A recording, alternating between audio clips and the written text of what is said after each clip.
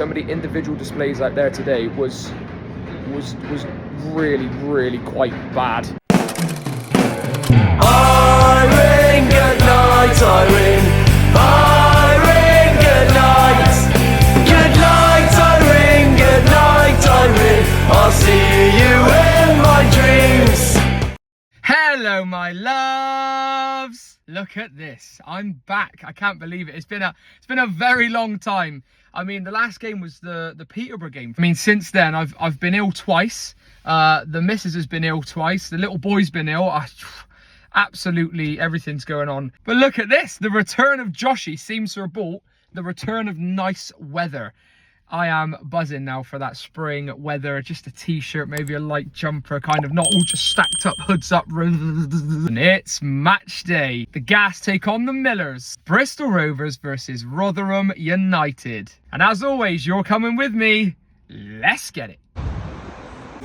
Goodness. The team sheet is in. It's two changes from last week. Connor Taylor out and Luke Thomas has dropped to the bench, and that brings in Swinkles and Grant Ward back from injury. I'm really happy that Grant Ward is back, by the way, because that Butcher Ward midfield pivot was working before he picked up that knock. Connor Taylor's not involved at all, so it's probably an injury. The good news, however, is that Promise Cherry is back in the squad. It is at the expense of Reindorf. Dan Hargraves reporting that he was doing individual training before the lineup came out, which usually indicates that he's not involved, so it could be an injury, who knows. I'm happy to see Promise back. I'm hoping Kofi gets some minutes as well today, because he's chomping at the bit and he's done well in his brief cameos. So that's the team news. On to predictions then. For me, Rotherham haven't won an away game on a Saturday at 3 p.m. in over 2 years. 3 years it is nearly. Yeah, Seasons, almost 3 seasons. There you go. 3-1 Gas victory. I think we'll scrape a 1-0 win today. 2-1 Gas, Coldplay and Hutchins. 2-1 as well, Gas. 0-0. This guy, man. This guy, every time. A late goal to win it 2-1. 2-0 Gas. I don't care who scores. Look at this lovely weather. You know what time it is. It's stats time. As always then, we start off with the table position. Rotherham sit 15th. I mean, if you would have told me that Rotherham were 15th at this point of the season, I would have thought you were having a laugh. 3 points ahead of us. Crazy, we're 19th. If results go against us today and we lose, we're in the relegation zone.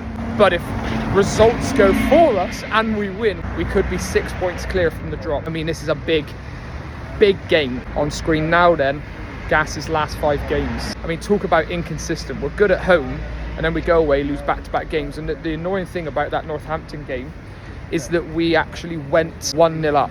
We went 1-0 up. And we had an identical chance to make it 2-0. Scotty Sinclair, same player, same position, hit the keeper, go down the other end 1-0, and eventually we lose that game. Away from home, we look absolutely pony.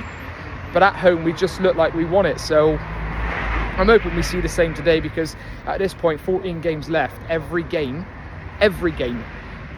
is a must-win, especially considering our away form is so bad. On screen now then, Rotherham's last 5 games. I mean, 4 losses, 1 draw. Cannot buy a win. And that's what's also making me nervous, because I'm thinking to myself, well, they're due a win, right? They're due a win. Johnson Clark-Harris starts his first game in the league since the 29th of December. It's all lined up, innit? If we play well enough, they're in terrible form, but they have players. Look at their side. Look at their side and tell me that they don't have players. It's a real sticky one for Rotherham at the minute.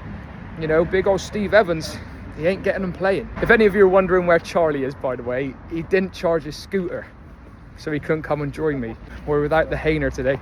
Feels weird. I'm on my own. I'm back soloing again.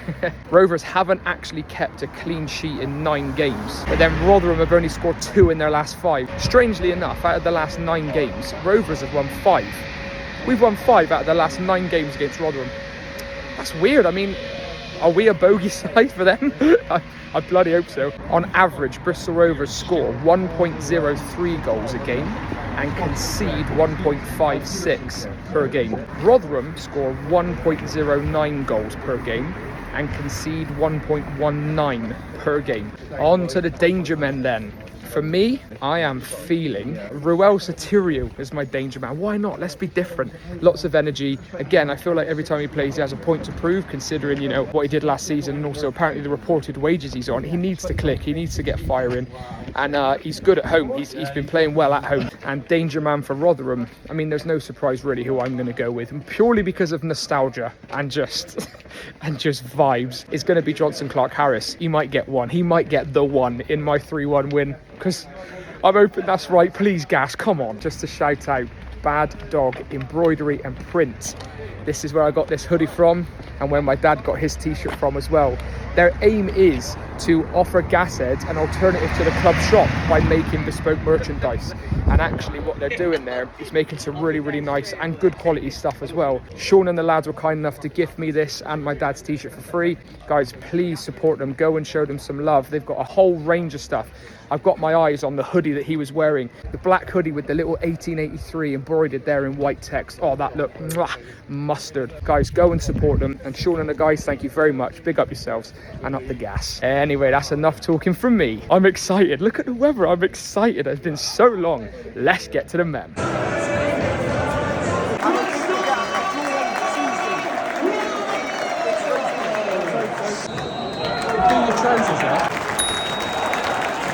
Ruel Sotirio, 1-0. Come on, I told you. I just know my stuff.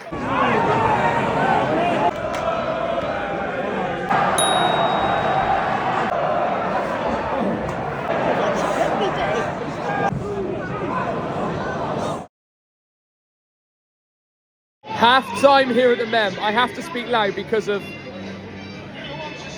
I would say, a contrasting half.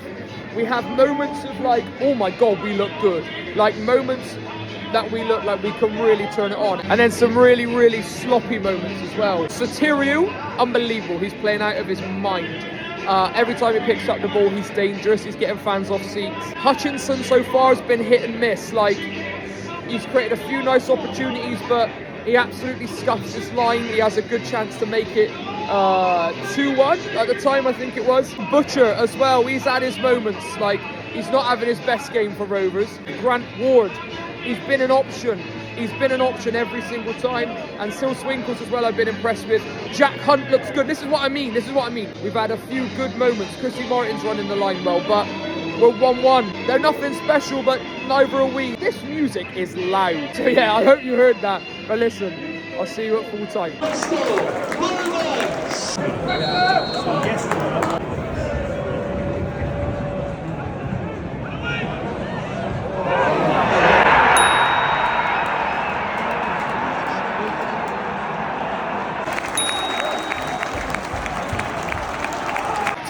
Sil Swinkles, come on!